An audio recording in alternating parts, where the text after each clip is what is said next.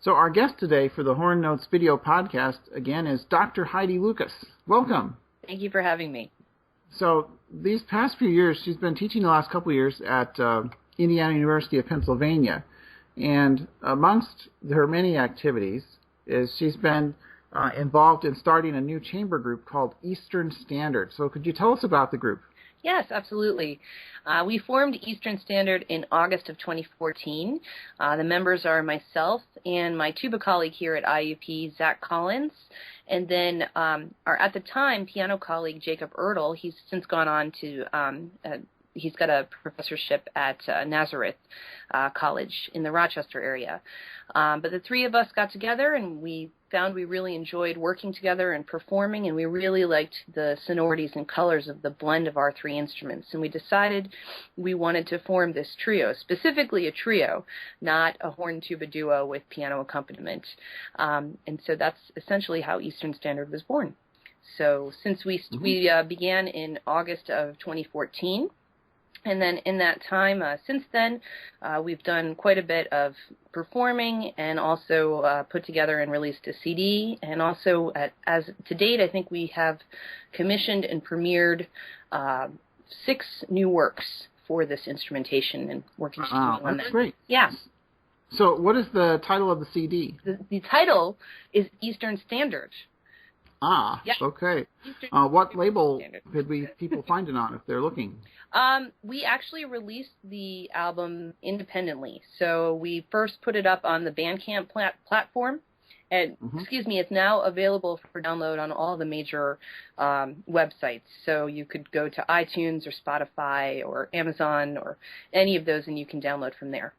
We chose actually not to do a hard copy imprinted discs because we thought we might help to circulation for it to be downloadable, and that seems to be somewhat of a trend.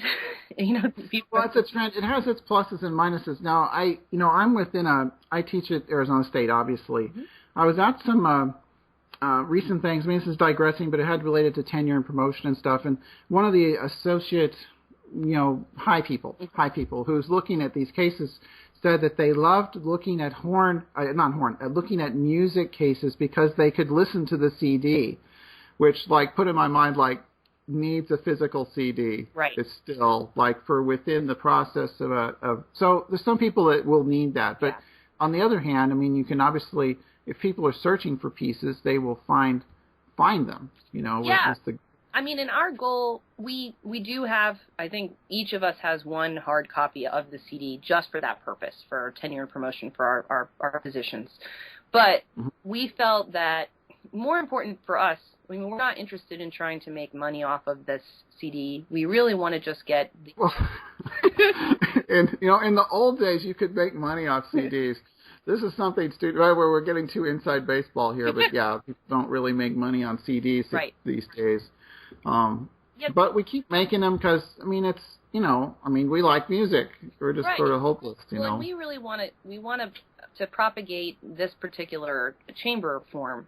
There's not a real extensive canon of music written for this combination, and we really enjoy, the sonorities and certainly performing with each other. So our main goal in doing this project was to try to get some new works written for this instrumentation, and then also to get some recordings of works that are out there but haven't yet been recorded, so that they're available just, so people have access to that. Right. I mean, it's a great topic. I actually had a doctoral student last year, Christina Romano, finished her project looking at the Wilder trios. Great, yeah. So here's the ambush question, maybe. I don't know. So who wrote any trios before Wilder? It is an ambush question. The answer is nobody. I'll put you off the hook right away. Yeah, Wilder wrote the first piece for, John Barrows and Harvey Phillips, just because they were his close friends, and they liked being together and playing together, and they wrote those pieces, and it's just kind of a magic how the sonority came out. Right. It's not like you would have sat down, and said, oh, horn, tuba, and piano should sound good together, but actually they sound great together in their way, and there's got to be, I should look at her list, but I mean, there must be 50 or more pieces. Yeah, I don't know that there's quite 50, but it's getting there. It's getting there for sure. Mm-hmm. Yeah. Yeah. And so definitely so. So of those, I mean, just asking something that would be helpful. I mean, you recorded a few pieces, obviously. Right. I mean, if you were going to pick, like, say, 5 favorite pieces, like you'd want people to look at these, what would they be? Does it matter what level they are? No, okay. Any level. Any level. Well, quality. Okay. And interest. I really do love actually the first trio of the Wilder. That's one of my favorites to play. It's just it's nice because it's in multiple movements, so you can kind of pick and choose if you don't have time to do the whole thing. Each has a very distinct character, and they're kind of quirky. They're fun. It's very Alec Wilder. Yeah, I'm actually got those on. I've never performed those, but I've got them on a recital this fall. Oh, cool.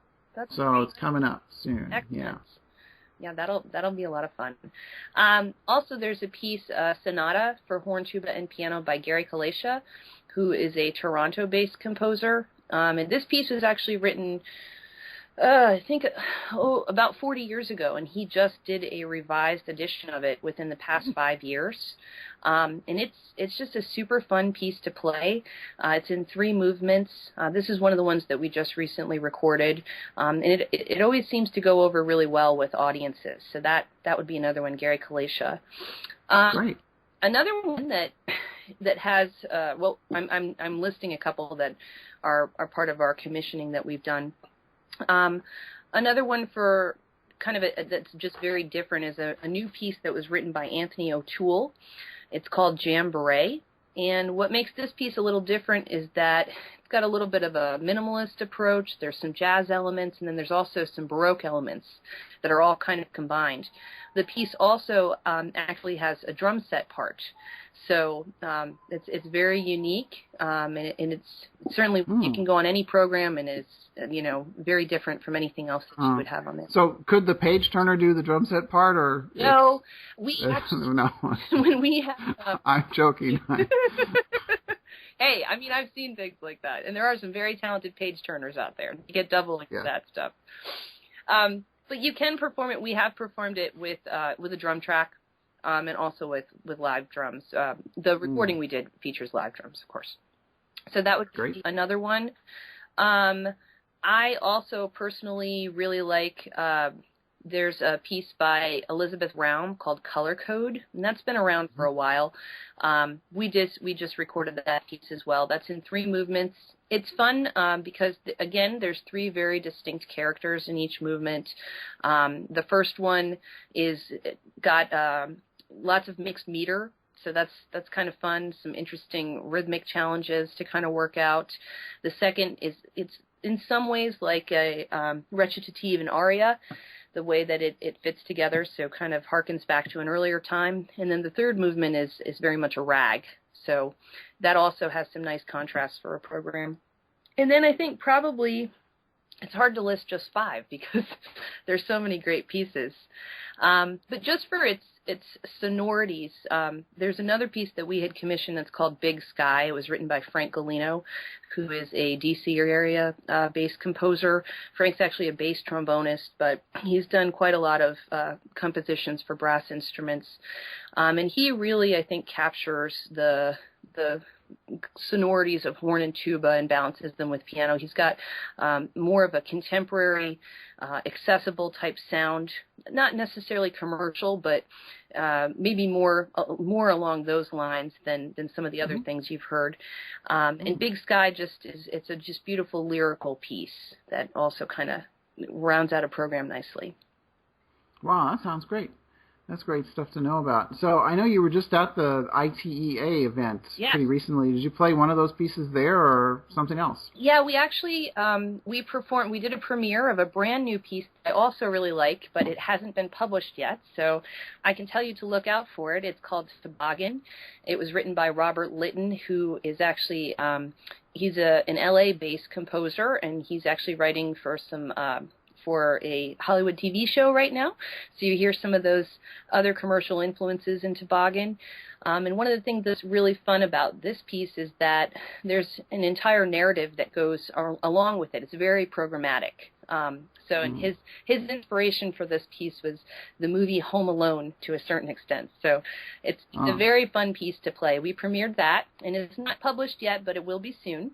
Then we also performed the Realm Color Code and the Galeno Big Sky and the O'Toole Jamboree, those other pieces I mentioned. Oh, wow. So this was like a real full-scale recital deal here that you did. Wow. Very fortunate. So, like, having gone to a few events, so did you miss hearing people play high C repeatedly in the instrument testing rooms at the conference?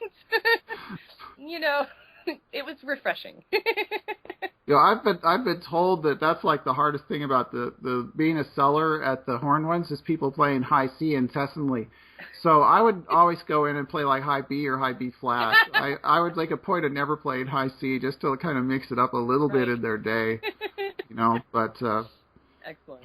I guess trumpet ones are like you don't want to be there. Sure. Yeah. Basically, tuba should be kind of fun in the it was very display room. Everybody's really nice, and it's a very laid back atmosphere. It was a really good time. The hosts, Alex Lappins and Genevieve Clarkson, did a great job organizing everything, and it was a lot of fun.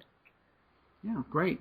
Well, I guess that's about all the time we have to talk about this today, but I hope at some point in the future we can talk again about some more stuff. Absolutely. So thank you, Heidi Lucas, for joining us for the Horn Notes video podcast, and be checking back for more episodes. Thank you. Yeah, so amongst your teachers, who was the most inspirational? It was actually John Erickson. Yeah, right.